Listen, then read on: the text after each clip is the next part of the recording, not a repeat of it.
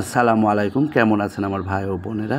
Ripon's TV থেকে মোহাম্মদ তাওফিক হাসান রিপন বলছি। আসুন আজকে আপনাদেরকে মান ভর্তা কীভাবে করব, এটা ডিজিটাল মান ভর্তা। পুরাতন অনেক রান্নাটাই আজকে ডিজিটাল করে দেখাচ্ছি। আগের যুগে যে এই মান ভর্তাটা সবাই খায়, ওল ভর্তা খায়, এই মান ভর্তাটা এইভাবে খাবেন, খুব উপকারী। মান কচু খুবই উপকারী। মানের ঝোল করে খাবেন, তারপরে দেখা যাচ্ছে আপনার ভর্তা করে খাবেন, মান দিয়ে অনেক কিছু তরকারিটা রান্না করে খাবেন, নিজের জন্য সুবিধা হবে, রক্ত পরিষ্কার হবে। আসুন আজকে এই যে দেখেন মান কচু আপনাদের ভর্তা করতে গেলে, ডিজিটাল ভর্তা করতে গেলে কী কী লাগবে, এটা হলো সরিষা নিয়েছি, এখানে শুকনা মরিচ নিয়েছি, তারপরে হলো যে রসুন নিয়েছি, নিয়ে এটা ভাজছি, ভেজে তারপরে হলো দেখা যাচ্ছে শুকনা মরিচগুলো আলাদা করে নিয়ে নেবেন, আর সরিষাগুলো আর হলো আপনি হলো যে রসুনগুলো পাটাতে বেটে নেবেন, নেওয়ার পরে তারপরে কী কী লাগবে এইটা নিয়ে আজকে শুরু করুন। এই যে রান্নাঘর মানে একটু পরিপাটি থাকবেন, তারপরে দেখা গেছে যে রান্নাঘর একটু পরিপাটি থাকলে ভালো লাগে, সুন্দর লাগে। আর আমি যেগুলো নিচ্ছি এগুলো হলো দেখা যাচ্ছে যে এই যে দেখেন, এটা সরিষা গুঁড়া করে নিয়েছি, সরিষার রসুন।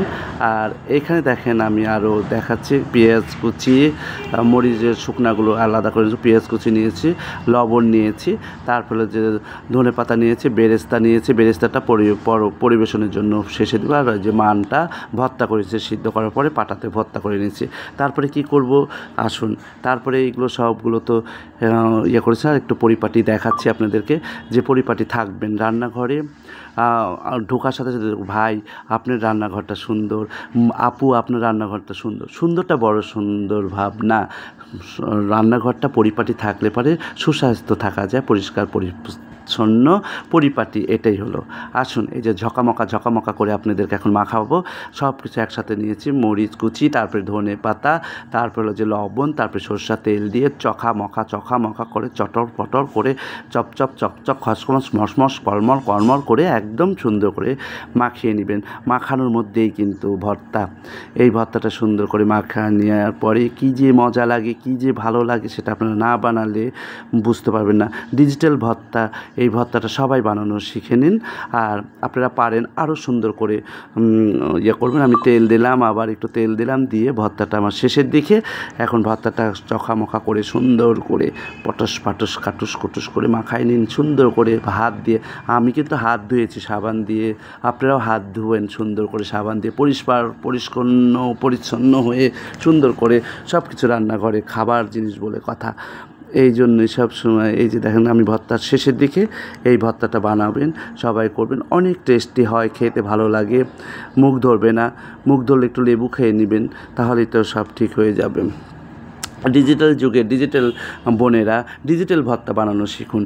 এই ভর্তাটা সবসময় খুব সুন্দর করে করবেন, এবং আমরা আমাদের যুগে তখন বানাতাম, আমার মা খালা দাদিদেরকে বানাতে দেখেছে। হাতে একটু তেল ভরে নেবেন, নেওয়ার পরে এই যে ভর্তাগুলো ভাগ করে নিচ্ছে। এই জন্য আমরা অনেক বড় পরিবারে বড় হয়েছি, আমার আম্মা, আমার দাদি, আমার সবাই দেখেছে যে একটা প্লেটে ভাগা করে কি সুন্দর করে সবাইকে সবার জন্য ভাগা করে রাখে, যার যেটা প্রয়োজন নিয়ে নিবে, সবার থাকে।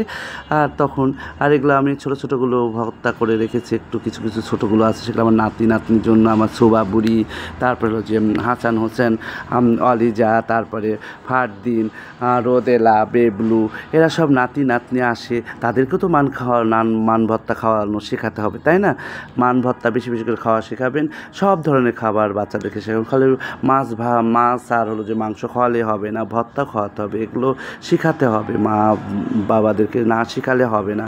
সবাই সুন্দর করে থাকবেন, সুন্দর করে পরিপাটি করে থাকবেন, ভালোবাসা দিয়ে আমি সুন্দর করে আপনাদেরকে দেখানোর চেষ্টা করলাম। আপনারা আরও সুন্দর করে ভর্তা বানিয়ে খাবেন, ডিজিটাল মান ভর্তা। আর সবাই সবার পাশে থাকবেন, সুন্দর করে চলবেন। আর আমি টকমক করে উপস্থাপনা করলাম, খুব তাড়াহুড়া করে উপস্থাপনাটা কেন করলাম, যে জোরে কথা বললে আপনারা ভর্তাটা মনোযোগ দিয়ে দেখবেন। এই ভর্তাটা খুবই প্রয়োজনীয়, সেই জন্য আপনাদেরকে দেখানো শেখালাম। সবাই সুন্দর করে বানাবেন, সুন্দর করে চলবেন, সবাই সবার পাশে থাকবেন। এটাই তো আমার চাওয়া, এটাই আমার পাওয়া। ভালোবাসা দিলে ভালোবাসা মিলে, ভালোবাসা দিয়েই জগৎটাকে ধরে রাখার চেষ্টা করবেন। ইউটিউব চ্যানেলটা সাবস্ক্রাইব করে নেবেন।